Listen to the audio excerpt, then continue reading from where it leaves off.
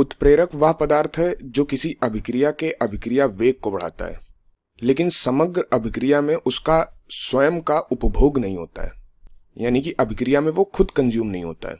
तो आइए hydrogen peroxide के अपघटन को देखें। तो H2O2 जो कि हाइड्रोजन पराक्साइड है, और जब यह अपघटित होता है तो आपको पानी और ऑक्सीजन मिलता है। यह अभिक्रिया कमरे के तापमान पर होती है, हालांकि यह बहुत धीमी गति से होती है, इसलिए यह एक धीमी अभिक्रिया है। तो इसे गति देने के लिए आपको एक उत्प्रेरक मिलाने की आवश्यकता है, कैटलिस्ट मिलाने की आवश्यकता है। और यदि आप सामान्य रसायन विज्ञान में प्रसिद्ध एलिफेंट्स टूथपेस्ट डिमॉन्स्ट्रेशन कर रहे हैं तो आपको आयोडाइड आयनों के एक स्रोत को मिलाने की आवश्यकता है। तो यह उन उत्प्रेरकों में से एक है जिसका आप उपयोग कर सकते हैं। तो आप पोटेशियम आयोडाइड या फिर सोडियम आयोडाइड का उपयोग कर सकते हैं। ध्यान दें, यहाँ एलिफेंट्स टूथपेस्ट डिमॉन्स्ट्रेशन इसलिए कह रहे हैं क्योंकि अभिक्रिया में उत्प्रेरक मिलाने पर भारी मात्रा में झागनुमा पदार्थ निकलता है जो विशाल टूथपेस्ट जैसा लगता है। तो इसके विशाल आकार की वजह से अभिक्रिया को यह नाम दिया गया है। तो आप आयोडाइड ऋण आयनों का एक स्रोत मिलाते हैं और इससे यह अभिक्रिया तेज हो जाती है। तो आपका आयोडाइड ऋण आयन आपका उत्प्रेरक है, यह अभिक्रिया वेग को बढ़ाता है। आइए उस अभिक्रिया की क्रियाविधि पर नजर डालें जब हम अपने आयोडाइड आयन को उत्प्रेरक के रूप में मिलाते हैं।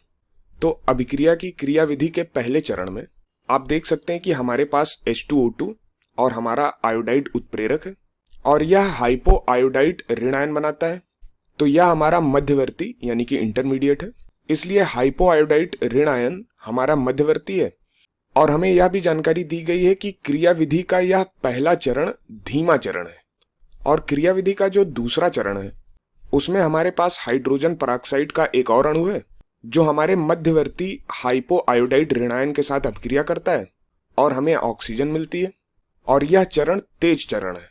याद रखें कि किसी भी क्रियाविधि के लिए संभावित क्रियाविधि में प्राथमिक चरण होने चाहिए, और जब हम इन प्राथमिक चरणों को जोड़ें तो हमें संपूर्ण अभिक्रिया मिल जानी चाहिए। अतः यदि हम अपने दोनों चरणों को एक साथ जोड़ दें तो हमें समग्र अभिक्रिया मिल जाएगी। हम अपने अभिकारकों को जोड़ते हैं तो यह H2O2 plus I minus plus H2O2 plus IO minus होगा और इससे हमारे उत्पाद मिलेंगे। तो उत्पाद क्या होंगे? ये सारे उत्पाद होंगे। तो उत्पाद होगा H2O2 plus IO minus plus H2O plus O2 plus I minus. तो यहाँ काफी कुछ लिखा है। आइए देखें कि यहाँ पर हम क्या क्या काट सकते हैं। तो फिर यहाँ पर हमारे पास दोनों तरफ उभयनिष्ठ क्या है? तो यहाँ दोनों तरफ हमारे पास आयोडाइड आयन है, बाईं तरफ भी आयोडाइड आयन है और दाईं तरफ भी आयोडाइड आयन है। तो इन दोनों को हम काट सकते हैं, तो इन दोनों को काट देते हैं। अब आप यहाँ देख सकते हैं कि यही आयोडाइड आयन ही हमारा उत्प्रेरक है। इससे अभिक्रिया वेग बढ़ जाता है, लेकिन अभिक्रिया में इसका उपभोग नहीं होता, यानी कि यह अभिक्रिया में कंज्यूम नहीं होता। आप देख सकते हैं कि इसे पहले चरण में यहाँ पर हम उपयोग कर रहे हैं, लेकिन आयोडाइड आयन दूसरे चरण में पुनर्जीवित हो जाता है। तो कुल मिलाकर हमारा उत्प्रेरक खत्म नहीं हुआ है। और फिर हमारे पास मध्यवर्ती है, हाइपो आयोडाइड ऋण आयन बाईं ओर है और दाईं ओर भी है, इसलिए हम इन दोनों को काट सकते हैं। हमारा मध्यवर्ती पहले चरण में यहाँ बनाया जाता है, लेकिन फिर दूसरे चरण में इसका उपभोग किया जाता है, यानी कि दूसरे चरण में ये कंज्यूम हो जाता है। तो फिर यहाँ हमारे पास क्या बचता है? यहाँ हमारे पास 2 H2O2 बचेंगे। तो हमारे अभिकारकों के लिए 2 H2O2 हैं। और फिर दाईं ओर हमारे पास 2 H2O होंगे, तो 2 H2O और फिर हमारे पास ऑक्सीजन भी होगा, तो प्लस O2। तो हमें अपनी मूल अभिक्रिया या फिर कहें समग्र अभिक्रिया वापस मिल जाती है।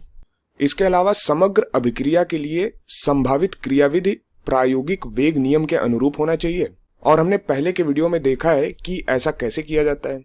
अपना वेग नियम लिखने के लिए आपको सबसे पहले अपने क्रियाविधि में वेग निर्धारण चरण को पहचानना होगा, रेट डिटरमाइनिंग स्टेप को पहचानना होगा।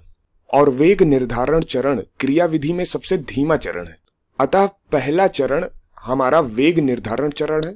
और हम वेग निर्धारण चरण से अभिक्रिया के लिए वेग नियम लिख सकते हैं। और हम जानते हैं कि ये एक प्राथमिक अभिक्रिया है, एलिमेंट्री रिएक्शन है, और यह द्विआण्विक है, डायटोमिक है। तो आइए आगे बढ़ें और अपना वेग नियम लिखें। तो अभिक्रिया का वेग R बराबर होगा K गुणे H2O2 की सांद्रता, जहां K वेग स्थिरांक है, और H2O2 की सांद्रता की घात यहाँ पर क्या आएगा? 1 आएगा, क्योंकि H2O2 का जो गुणांक है वो 1 है, इसलिए H2O2 की सांद्रता की घात 1 आएगी, गुणे आयोडाइड आयन की सांद्रता, और इसकी घात क्या आएगी, यहाँ पे गुणांक देखिए 1 है तो इसकी घात भी 1 आएगी।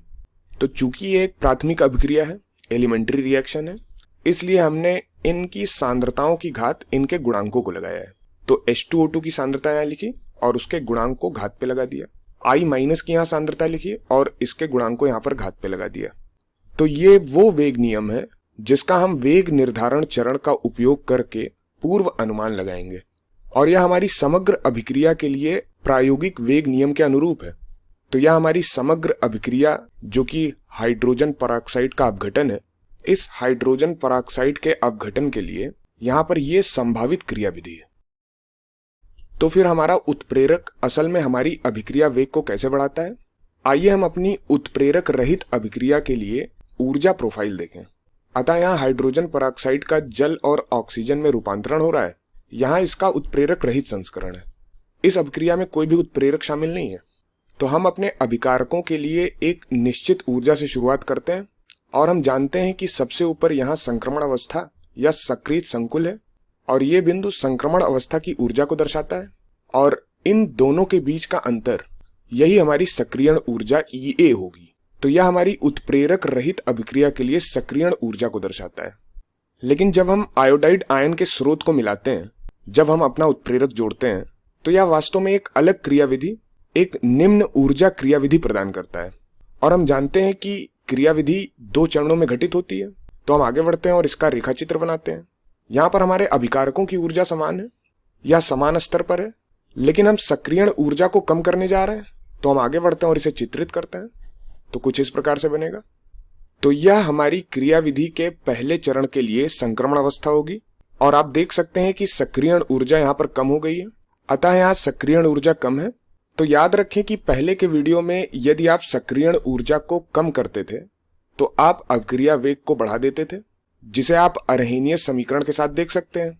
तो उत्प्रेरक यही करता है। और फिर हम यहीं इस बिंदु पर पहुंचते हैं। यह घाटी मध्यवर्ती हाइपो आयोडाइड आयन की ऊर्जा को दर्शाती है, और फिर हमारे पास क्रियाविधि के दूसरे चरण के लिए दूसरी सक्रियण ऊर्जा है। तो यह हमारी क्रियाविधि का पहला चरण होगा, तो इसे मैं EA1 से लिखूंगा, और यह हमारी क्रियाविधि के दूसरे चरण के लिए सक्रियण ऊर्जा होगी जो कि EA2 है।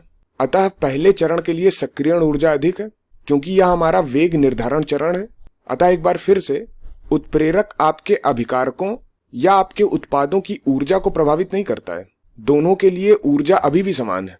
उत्प्रेरक जो करता है वो ये है कि वह सक्रियण ऊर्जा को कम करता है, जिससे आपका अभिक्रिया वेग बढ़ जाता है।